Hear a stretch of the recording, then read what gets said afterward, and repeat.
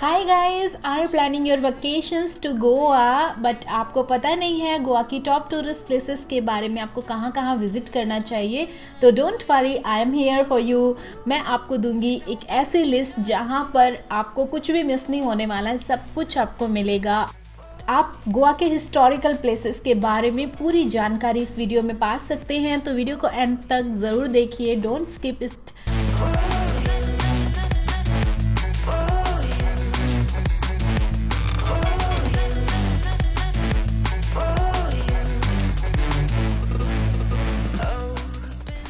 गोवा के आइटनरी, गोवा के travel guide, पूरी कंप्लीट इन्फॉर्मेशन मैं इस वीडियो में देने वाली हूँ।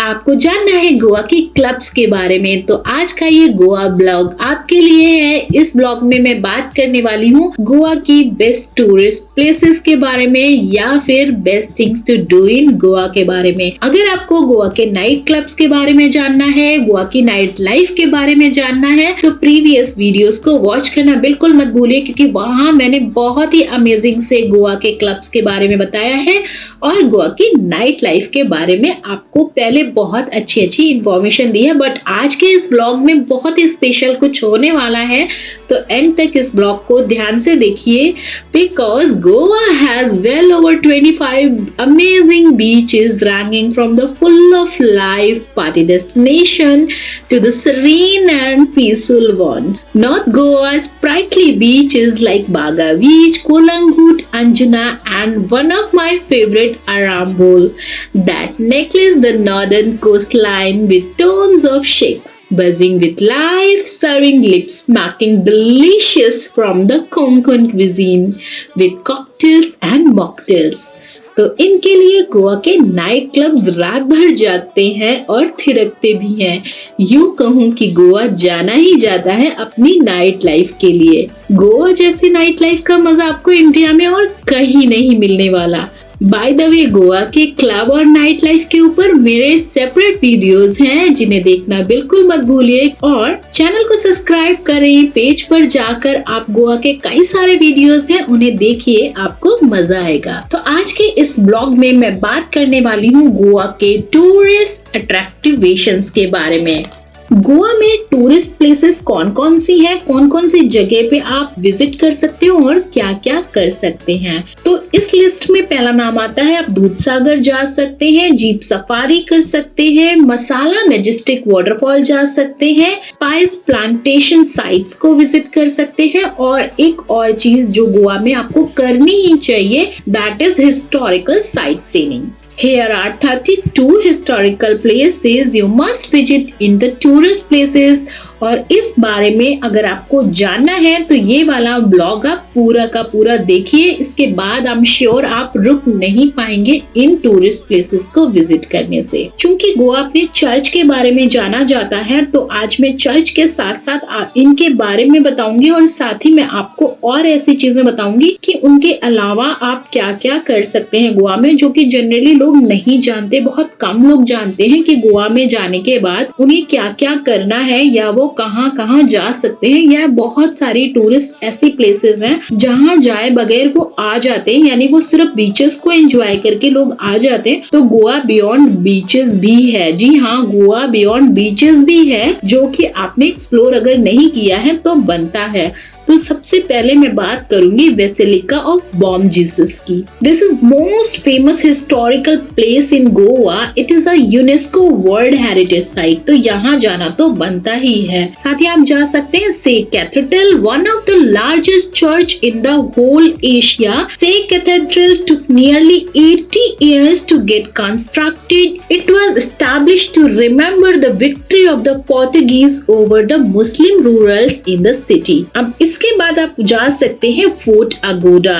काफी सारे लोग जाते हैं क्योंकि यहाँ पर एक लाइट हाउस है। इस लाइट हाउस को देखने के लिए लोग जाते हैं। It's a 17th century Portuguese court which stands tilted on Cinquarium Beach, Goa. It was built in 1612 जो डच और मराठों से सिक्योरिटी के लिए तैयार किया गया था। काफी लोग आज भी यहाँ पर विजिट करते हैं और कई सारी मूवीज की शूटिंग भी यहाँ पर की गई है। It is the most prized and crucial historical place in Goa। ये मांडवी नदी पर है और इसका यूज पहले एक सेल यानी जेल के रूप में किया जाता था जो कि अंडरग्राउंड है, आप उसे देख सकते हैं। उसके अलावा गोवा की टूरिस्ट अट्रैक्शंस में आता है असिसी के Saint Francis church. It is very famous historical place, is the oldest church located in Panjim. So this church is truly been beautifully preserved. Also, the church bell is the second largest bell in the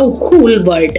अभी आप Church of Our Lady of the Immaculate Conception जा सकते हैं। ये रात में बहुत ही beautiful लगता है और यहाँ जाने के लिए आपको काफी सारी सीढ़ियाँ भी चढ़नी पड़ती हैं। उसके अलावा अगर आप कोई मंदिर विजिट करना चाहते हैं तो रामनाथ मंदिर भी आप जा सकते हैं, जिसे रामनाथी मंदिर के नाम से भी जानते हैं। यह 5 देवताओं को समर्पित है और 450 साल पुराना है। गौड़ा सारस्वत ब्राह्मणों के लिए काफी धार्मिक महत्व रखता है। इसके अलावा मई डे डेज चर्च गोवा जा सकते हैं आप। The first Sunday of May it celebrate as the church fest, the fest of Our Lady of the Mother God which is the best time to join the celebration. अगर आप बिल्कुल अलग तरह की मस्जिद देखना चाहते हैं तो गोवा में सफा शहरी मस्जिद जा सकते हैं जो आदिल शाह ने बनवाया था।